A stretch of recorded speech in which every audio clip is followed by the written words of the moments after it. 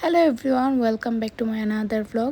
ঈদের দ্বিতীয় দিন গিয়েছিলাম আমার কাজিনের দাদু বাড়িতে, সেটা নিয়ে থাকছে আজকের blog. So let's get started. তার জন্য আমরা সকাল সকালই রওনা দিলাম, কারণ ওর দাদু বাড়িটা একটু দূরে, তাই যেতে কিছুটা সময় লাগে।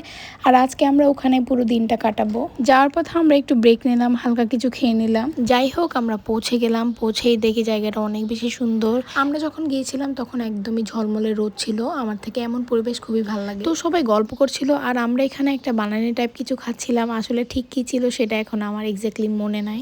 তো ওদের এখানে একটা দই পাওয়া যায়, যেটা খেতে নাকি খুবই মজার। সেটা ট্রাই করার জন্য আমরা সবাই বের হলাম। দইয়ের পাশাপাশি আমরা ঝালমুড়ি, চটপটি এগুলাও নিয়েছিলাম।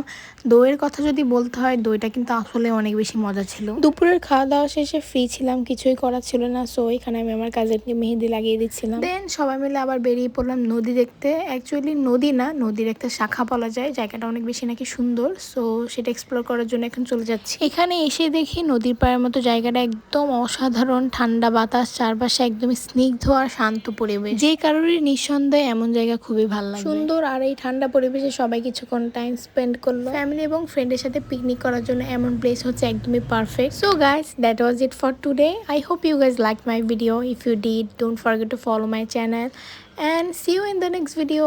Take care. Bye.